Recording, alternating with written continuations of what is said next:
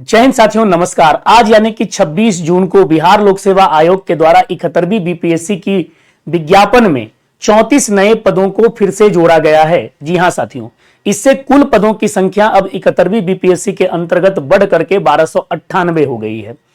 पहले आपको पता है कि जब बीपीएससी ने शुरुआत में विज्ञापन जारी किया था तो उस समय जो पदों की संख्या हुआ करती थी वह 1250 पद शुरुआत में आए थे। यानी जब 71वीं बीपीएससी का पहली बार नोटिफिकेशन आया था तो 1250 पदों के साथ नोटिफिकेशन आया था। बीच में बीपीएससी ने इस विज्ञापन में जो है 14 नए पदों को जोड़ा और ये पद जो थे डीवाईएसपी के पद थे, जिससे जो 20 वर्ष के उम्र के बच्चे भी थे वह भी एलिजिबल हो गए फॉर्म भरने के लिए। तो डीवाईएसपी के 14 नए पदों को जोड़े जाने से कुल पद इसमें 1264 हो गए। आज यानी कि 26 जून को 5 विभागों के 34 पद जोड़े जाने के बाद, ध्यान रखना है 5 विभाग से 34 पद जोड़े गए हैं, जिससे कुल पदों की संख्या 1298 हो गई है। अब वो कौन कौन से विभाग हैं जिसके पद को जो है इसमें जोड़ा गया है उसके बारे में थोड़ा सा जान लेते हैं। तो देखिए, सबसे पहले तो यह है कि सहायक निदेशक जो है सामाजिक सुरक्षा कोषांग के अंतर्गत, ध्यान से सुनिएगा, सामाजिक सुरक्षा कोषांग जो समाज कल्याण विभाग के अंतर्गत आता है उसमें सहायक निदेशक के जो पद जोड़े गए हैं, 2 पद उसमें जोड़े गए हैं। तो यहां से जो 2 पद आए हैं इससे जो है 2 पद बढ़ गया। इसके बाद अगर हम लोग बात करते हैं दूसरा, सहायक निदेशक दिव्यांगजन सशक्तिकरण कोषांग जो समाज कल्याण विभाग के अंतर्गत ही आता है, इसमें 1 पदों को जोड़ा गया है। इसमें कितने पद को जोड़ा गया है? 1 पद, ये ध्यान में रखेंगे। अब इसमें 1 पद जोड़ दिया गया है। फिर अगर हम लोग आगे देखें तो सहायक निदेशक बाल संरक्षण इकाई, जो सहायक निदेशक है बाल संरक्षण इकाई के अंतर्गत जो तीसरा जो पद हमारे यहां जोड़ा गया है, उसके लिए कितने पद दिए गए हैं? तो उसमें भी 2 नए पद दिए गए हैं, ये ध्यान में रखेंगे। उसमें भी कितने पद हैं भाई? तो उसमें भी जो है आपको 2 नए पद जोड़ दिए गए हैं और 2 नए पदों को जोड़े जाने से अभी तक समझ लीजिए 5 पद हुए। इसके बाद अगर हम बात करते हैं तो अगला जो पद है, जो चौथा पद है, सहायक निबंधक सहयोग समितियां एवं समकक्ष जो सहकारिता विभाग के अंतर्गत आता है, इसमें भी जो है 2 नए पदों को जोड़ा गया है। तो इसके अंतर्गत भी जो 2 नए पदों को जोड़ा गया है, तो कुल मिलाकर के अब तक आपका जो है 7 पद हो गया। इसके बाद 27 जो सर्वाधिक पद आए हैं इसमें, वह किस विभाग से आए हैं? तो वह आए हैं अनुमंडल पिछड़ा एवं अति पिछड़ा वर्ग कल्याण पदाधिकारी के। ध्यान से सुनना है, 27 सर्वाधिक पद किसके जोड़े गए हैं? तो अनुमंडल पिछड़ा एवं अति पिछड़ा वर्ग कल्याण पदाधिकारी के, जो पिछड़ा वर्ग एवं अति पिछड़ा वर्ग कल्याण विभाग के अंतर्गत आता है। तो 27 पद इसके इसमें ऐड कर दिए गए हैं। तो कुल मिलाकर के जो पदों की संख्या अब हो गई है वह 34 हो गई है। नए पद, जो नए पद यहां से अभी तक हमें बता रहा था, तो 34 नए पद ऐड किए जाने से कुल पद कितने हो गए? 1298। यानी आज 34 पदों की अधियाचना प्राप्त हुई तो इसमें 1298 पद जोड़े गए हैं। साथ ही साथ बीपीएससी ने इसमें एक और स्पष्टीकरण जारी किया है। आपको याद होगा कि मैंने एक बनाया था वीडियो जिसमें मैं कहा था कि अब 47 वर्ष और 50 वर्ष के भी लोग जो है वह बीपीएससी का यानी 71वीं बीपीएससी का फॉर्म भर सकते हैं।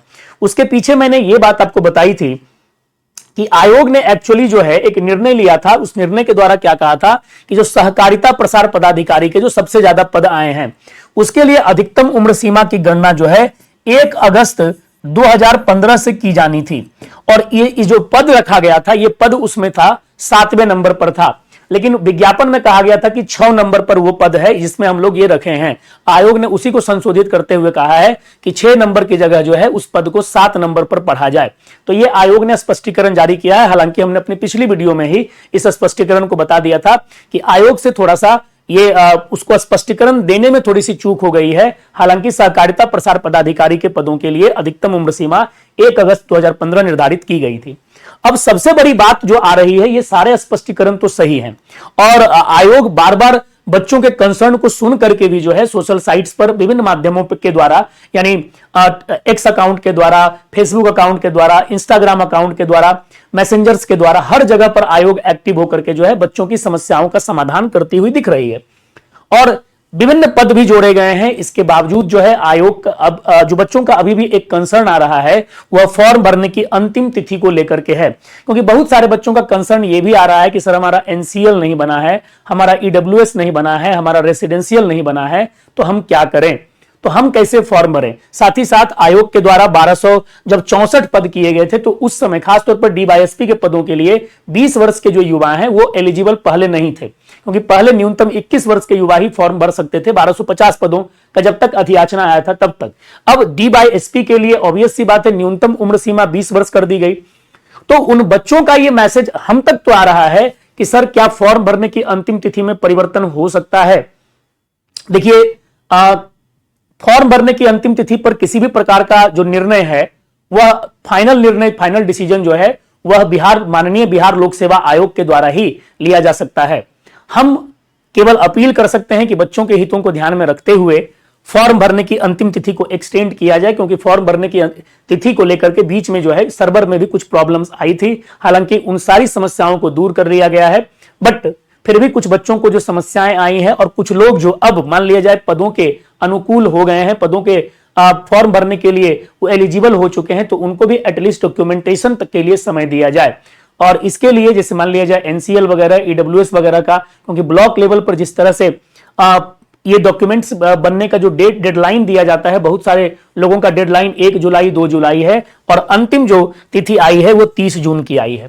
तो मेरे हिसाब से शायद अगला नोटिफिकेशन 30 जून की तिथि को लेकर के आ सकता है बीपीएससी का, कि फॉर्म भरने की अंतिम तिथि का जो है विस्तारित किया जाए अपरिहार्य कारणों से। अब देखिए, इसमें अंततः निर्णय आयोग को ही लेना है, हम और आप केवल और केवल आयोग से अपील कर सकते हैं।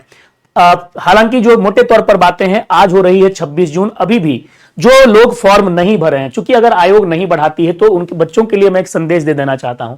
अंतिम तिथि अभी भी 30 जून है। हम लोग आयोग से मांग ही कर रहे हैं। हाँ, बच्चों के लिए मैंने भी डिमांड कर दिया और शालीनता से डिमांड हम लोगों ने किया है। आयोग मेरे हिसाब से उम्मीद है कि मान लेगी, बट फिर भी ये इनके प्रकारेण अगर आयोग नहीं मानती है तो आपके पास कुल मिलाकर के 4 दिन है। 4 दिन में आप अपना फॉर्म भर लें, अंतिम तिथि तक से पहले 30 जून तक में फॉर्म भर करके रेडी हो जाइए। ठीक है, कोई डॉक्यूमेंट्स हैं तो डॉक्यूमेंट्स को लेकर के जो है अपलोड कर दीजिए और फॉर्म भर करके निश्चिंत हो जाएं, क्योंकि आने वाले समय में अंतिम तिथि का इंतजार नहीं करें, क्योंकि पिछली बार भी यही समस्या हुई थी और बाद में आयोग ने साफ तौर पर कहा था कि जो बच्चे सीरियस थे वो पहले ही फॉर्म भर चुके थे। तो आपको ये बात ध्यान में रखनी होगी।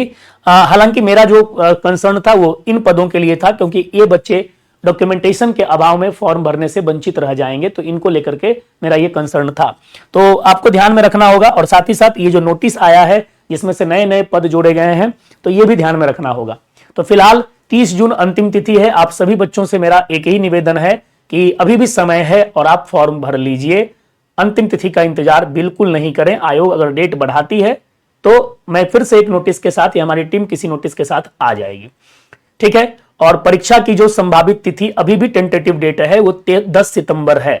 10 सितंबर का टेंटेटिव डेट है एग्जाम का, और उम्मीद है कि एग्जाम समय पर ले लिया जाएगा।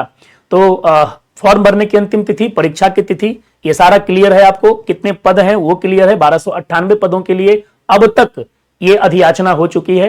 कुछ और पद अगर बढ़ेंगे तो ऐसे ही नोटिस के साथ मैं आपके सामने या हमारी टीम आपके सामने मौजूद रहेगी। Thank you very much. जय हिंद, जय बिहार।